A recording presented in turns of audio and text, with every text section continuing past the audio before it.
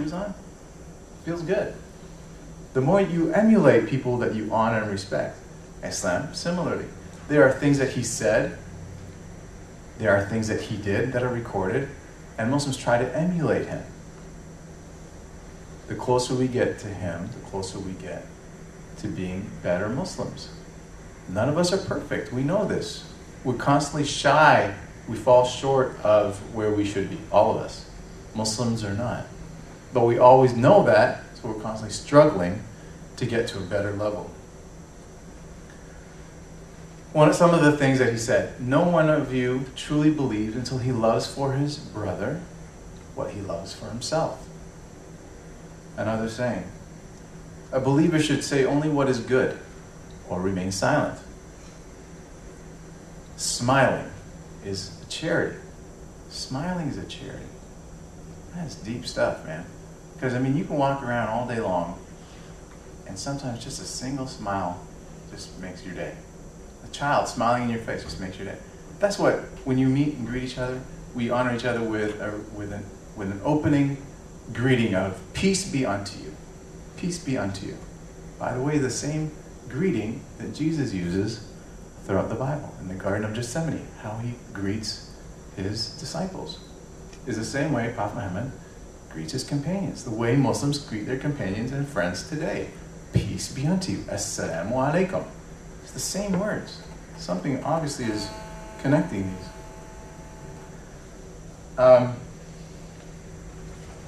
Let's talk a little bit about Jesus, alayhi salam, and the Quran. Like I said earlier, the Muslims believe that we have, in the Torah, in the Gospel, in the original form, we believe that a lot of prophets came, bring messages. Many of them are mentioned in the Quran and the Bible.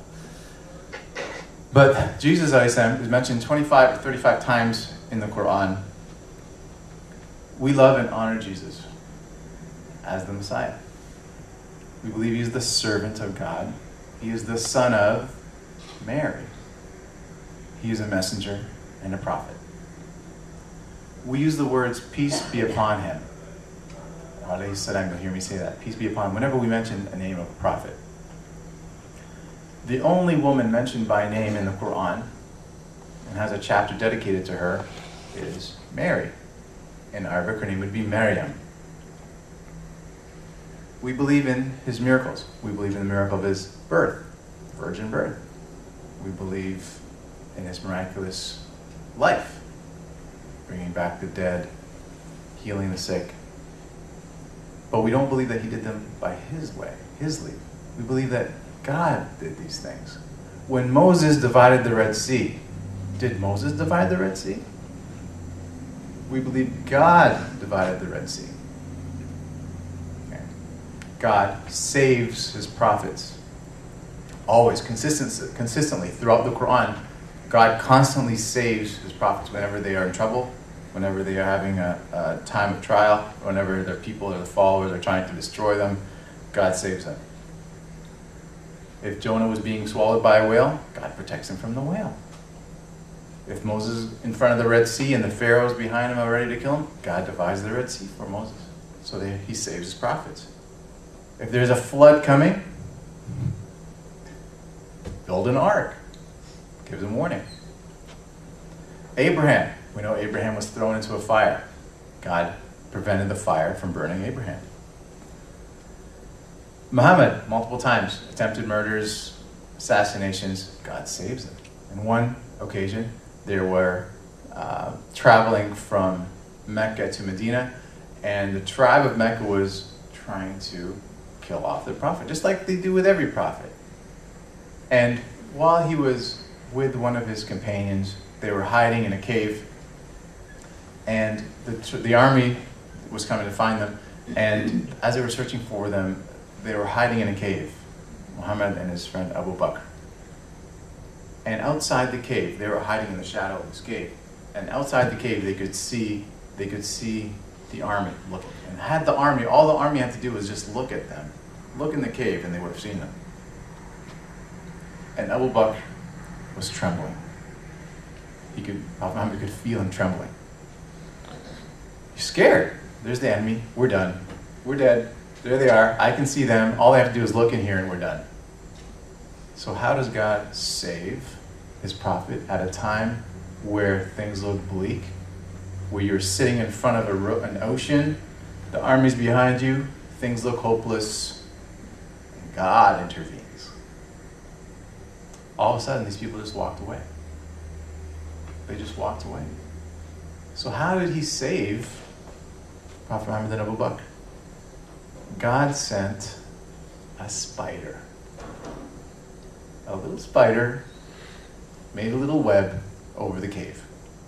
That was it. That was enough for people in a search, looking for something, going, okay, well, he can't be in there. There's a web there. In order for him to get in there, that would have destroyed the web. The web is there. Completely look past it. God saved him. How easy is that? Just to add a little bit, there was a pigeon sitting in front of the cave. Nothing dramatic. But God sends these creatures because we are all his creation and we're all subject to his command. If he says make a web or sit in front of a cave, bird is going to do it, spider is going to do it, prophet saved. So the story in the Bible, in the Quran of Jesus reflects the same similar story in the Bible. But Jesus in the Quran is given the example where he's compared to Adam. He's compared to Adam. And God says, I created everything. I created Adam from nothing. But yet he's not my son. And I created Jesus from a single mother. It is just another miracle for me. Not one was not harder than the other. Dividing the Red Sea, giving birth to Mary, building Adam from nothing. This is not a big deal for me.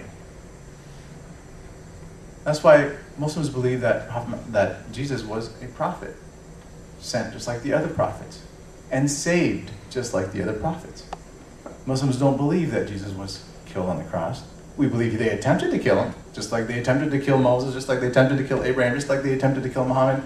They attempted to, but then God intervenes. God intervenes, and God saves his prophets. God raised Jesus, protected Jesus, and we know Jesus will come back. And we know Jesus will come back and kill the Antichrist. Similar stories.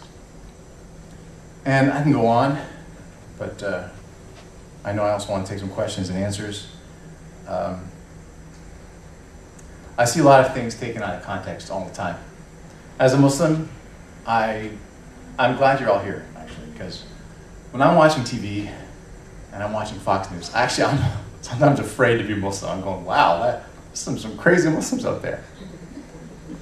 But I don't feel that I am. I know what Islam is. I'm going to ask how many of you would stand up and say, I am a representative of Christianity. Are Catholic priests representatives of Christianity? Is David Koresh a representative of Christianity? No. We have to distinguish between what a religion is, what the faith is, and the faithful, the people who follow this religion.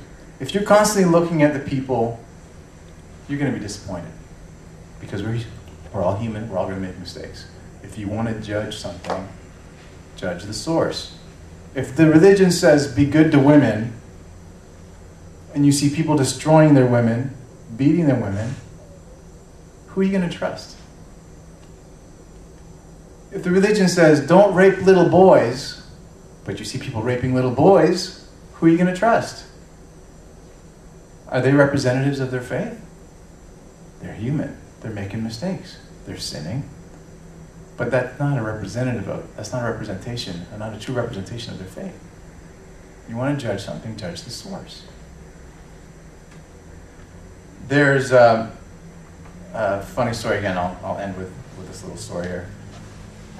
The people are constantly always trying to find something. They believe in something, and they will convince themselves of their belief. They believe it. They're going to convince themselves they believe it. All right, I'm going to wake you guys up with just a little game. Okay, I need you to help me out, though. Okay. I mean, I'm sure by now the donut's kicked in. All right. All right. I'm going to spell a word.